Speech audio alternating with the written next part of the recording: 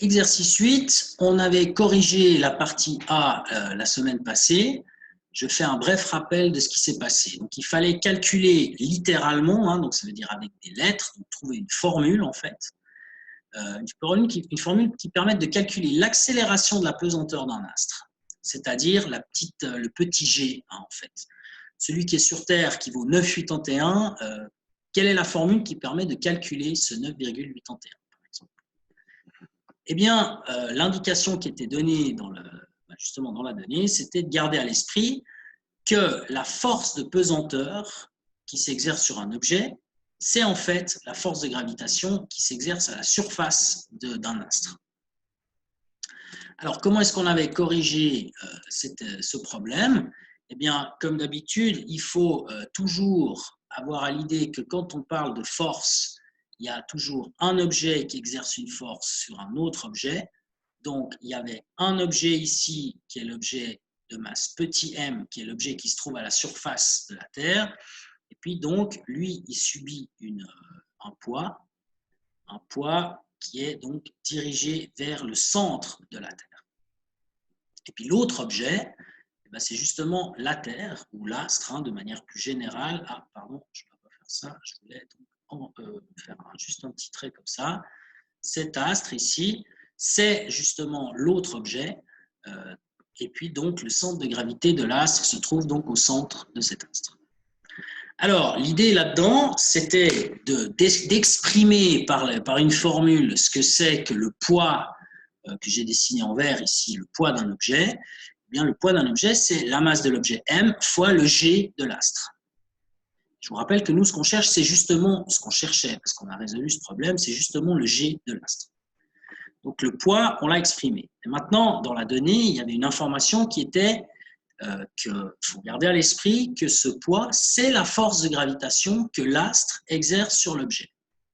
Donc, si on l'exprime en utilisant la loi de la gravitation, eh bien, cette loi de la gravitation, elle nous dit qu'il faut considérer, quand il y a une force, la masse d'un des objets fois la masse de l'autre objet, que je dessine en rouge, en fait, ici. Cette force de gravitation, je vais juste la mettre celui-là, je vais le mettre en bleu. En fait, c'est un tout petit détail, mais quand même, ça a son importance. Donc, cette force de gravitation, je vais la mettre en bleu.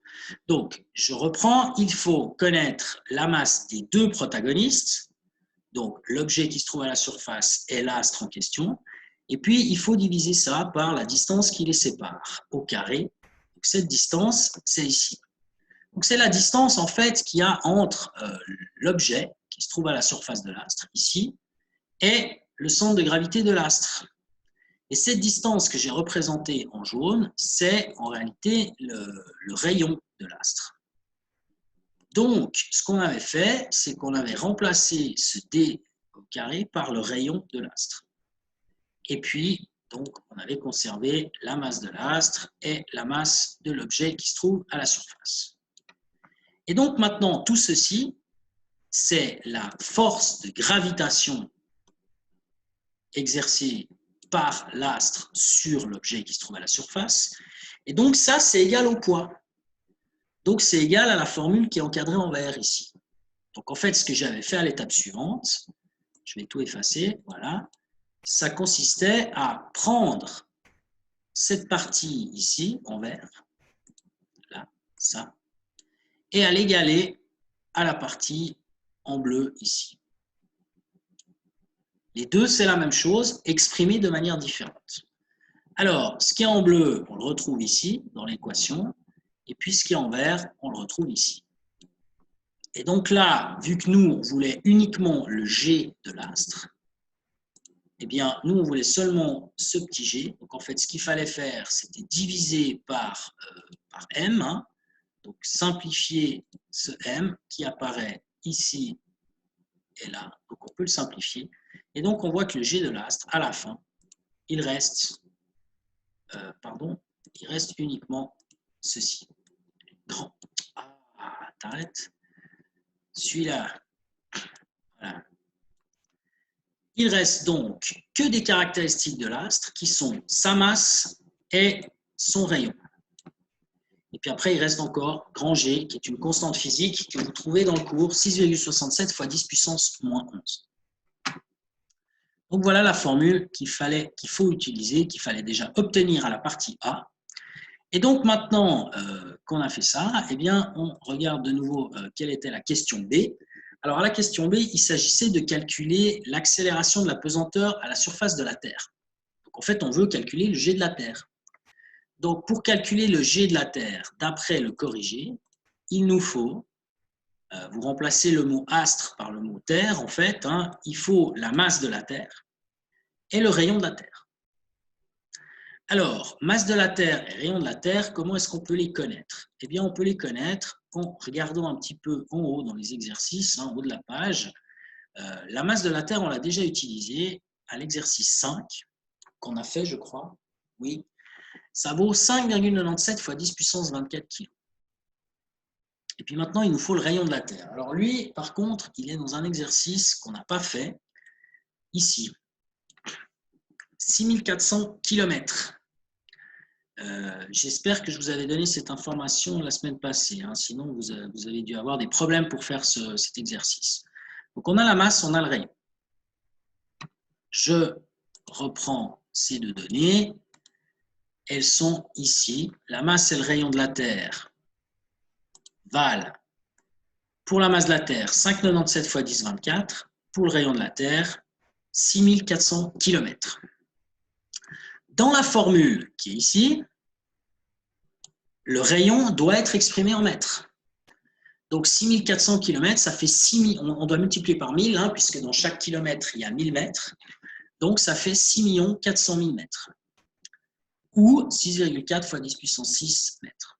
Tout ça, c'est pareil. Donc on prend ces deux valeurs et on les injecte dans la formule. Alors, en vert, on va mettre la masse de la Terre, qui est ici et qu'on retrouve donc là. En bleu, on va mettre le rayon de la Terre, qui est au carré dans la formule ici et là. Et puis ce qui reste encore que je n'ai pas écrit, c'est le G. G majuscule, qui est en fait une constante universelle de la gravitation, 6,67 fois 10 puissance moins 11. Vous mettez tous ces noms dans la machine et vous faites le calcul et à la fin, vous trouvez le résultat pour le G de la Terre et vous trouvez 9,72 mètres par seconde au carré. Alors, comme d'habitude, il est possible que vous ayez des difficultés à faire ces calculs à la machine à calculer. Encore une fois, hein, je ne saurais trop vous conseiller d'utiliser la touche qui permet d'écrire un nombre en notation scientifique, c'est-à-dire si par exemple vous voulez écrire, je sais pas moi, mettons la constante 6,67 fois 10 puissance moins 11. Si vous voulez l'écrire à la machine, eh bien, il faut écrire 6,67. Et puis, il y a une touche sur les Texas Instruments TI-30, ça s'appelle EE. Et cette touche EE, elle fait l'équivalent de fois 10 puissance quelque chose. Donc après, il n'y a plus qu'à mettre la puissance, et cette puissance, c'est moins 11. Donc vous n'appuyez pas sur la touche fois, vous n'écrivez pas 10, vous n'appuyez pas sur une touche de puissance, vous utilisez uniquement EE, ça vous fait le boulot. EE, c'est l'équivalent de fois 10 puissance quelque chose. Et donc, si vous faites correctement les choses, à la fin, vous trouvez 9,72 mètres par seconde au carré. Alors, ça peut vous surprendre ou pas, hein. Ça devrait quand même vous surprendre un petit peu parce que normalement, on devrait trouver 9,81, étant donné qu'on a toujours utilisé 9,81 pour faire les calculs de G. D'ailleurs, quand vous avez fait le TP sur la chute libre, vous vous laissiez tomber des billes d'une certaine hauteur, il fallait mesurer les temps de chute, eh bien, le but, c'était d'obtenir une valeur qui se rapproche de 9,81. Alors, comment se fait-il qu'on vous dise tout le temps 9,81, puis quand on calcule ici, on trouve 9,70? Eh bien, il y a deux raisons à ça. La première raison, c'est que c'est qu'en fait, nous, on est sur la Terre. Donc, il est plus fiable de mesurer le G directement en étant à la surface que de faire un calcul qui prend compte de la masse de la Terre et du rayon de la Terre. Donc déjà, si on le mesure, ce G, si on mesure cette accélération, on va trouver 9,81 et non pas 9,72. Bon, la différence, elle est minime. Hein. Imaginez bien, si vous remplacez ça par de l'argent, c'est comme s'il y a quelqu'un qui a 9 francs 81 centimes, puis l'autre qui a 9 francs et 72 centimes. La différence, elle n'est pas énorme. Hein. Il y a 9 centimes d'écart. Hein. Donc là, il y a 0,09 mètres par seconde au carré. Donc c'est quelque chose qui est très petit, en fait, hein, dans cette histoire. Alors, c'est de l'ordre de 1% d'écart, quelque chose comme ça. Hein. Donc c'est vraiment très faible la différence qu'il y a entre les deux valeurs. La deuxième raison qui est même meilleure, en fait, hein, une meilleure raison, les deux sont valables, hein, mais c'est que dans le calcul qu'il y a ici, je vous ai dit, vous utilisez le rayon de la Terre qui est de 6400 km. Alors, en réalité, la Terre, dire que c'est parler de rayon de la Terre, déjà en soi, c'est un petit peu exagéré, parce que si on dit qu'il y a un rayon, ça sous-entend que la Terre, c'est une sphère. Or, la Terre n'est pas tout à fait une sphère. Hein. La Terre, c'est... Alors, je vais faire le trait, évidemment, un peu j'exagère, hein, bien sûr. La Terre, en fait, c'est... Là, je suis en train de dessiner l'équateur. Voilà. Avec l'axe, ici, c'est le pôle nord, ici, c'est le pôle sud. En fait, j'ai évidemment énormément exagéré, hein, mais la Terre, il se trouve que ce n'est pas une sphère parfaite. À cause de la rotation qu'elle a autour de l'axe nord-sud, elle a tendance à se tasser dans la direction nord-sud et au contraire à s'écarter ici à l'équateur. Ce qui fait que c'est un peu comme si vous avez un ballon, par exemple un ballon de foot, puis que vous vous asseyez dessus. Ça l'écrase un petit peu dans la direction verticale nord-sud, et puis l'air se répartit plutôt sur les côtés, donc ça l'écarte un petit peu sur les côtés, comme la Terre. Sauf que la Terre, c'est dû au fait qu'elle cette forme qu'elle a est due au mouvement de rotation. Alors, bien sûr, là, j'ai énormément exagéré le trait. Hein. Ce n'est pas du tout autant marqué que ça. Mais disons, ce que je voulais, c'était vous faire comprendre la différence et vous faire comprendre qu'en fait, si vous mesurez le rayon de la Terre à l'équateur ici, ou si vous le mesurez ici, là, par exemple, à je sais pas, une certaine latitude chez nous, hein, en se rappelant quand même, alors là, ça va être difficile de dessiner ça, mais j'y suis quand même arrivé. Voilà, donc imaginons que cette courbe verte, ce soit à la surface de la Terre. Hein. Là, par exemple, vous êtes à une certaine latitude. Hein, latitude, je vais l'écrire ici, latitude, voilà, tac. De, par exemple, 45 degrés, comme c'est à peu près chez nous. Ou si vous êtes à l'équateur, eh bien, évidemment, à cause de la forme un peu écrasée, le rayon ici, ce n'est pas le même qu'ici. Et de même, le rayon qui se trouve direction du pôle Nord, hein, c'est-à-dire ici, c'est encore différent. Donc, le rayon de la Terre, ça n'a pas tellement de sens de parler de rayon de la Terre parce que ça dépend de l'endroit en réalité où on se trouve, étant donné que la Terre n'est pas une sphère parfaite. Donc, la valeur que je vous ai donnée ici de 6400 km, c'est une valeur un peu moyenne, on va dire ça comme ça. Et donc, c'est pour ça que le G, quand on obtient 9,72, c'est une valeur qui n'est pas super fiable en réalité. Il vaut mieux mesurer la vraie valeur à la surface de la Terre. Ça, c'était pour la partie B. Ensuite, je vous avais donné encore à faire la partie C. Donc, dans la partie C, vous devez faire le même boulot, calculer l'accélération de la pesanteur, mais cette fois à la surface de la Lune. Et là, je vous donne le rayon de la Lune, 1735 km. Alors, il faut connaître, l'idée c'est donc d'appliquer toujours la même formule qui est celle-ci. Ici, il faut connaître la masse de la Lune et le rayon de la Lune. Alors, le rayon de la Lune, il est donné, et la masse de la Lune, qu'en est-il? Alors, la masse de la Lune, si vous remontez dans les exercices, par exemple, de nouveau à l'exercice 5, la masse de la Lune, elle est donnée. 7,35 fois 10 puissance 22 kg. Donc la masse, vous l'aviez, et puis le rayon, il est donné. Donc on peut faire le calcul, c'est ce que j'ai fait à la page suivante du corrigé, page 10, pardon. On prend la masse de la Lune, 735 x 1022, information qu'on trouve à l'exercice 5, et puis le rayon de la Lune, 1735 km.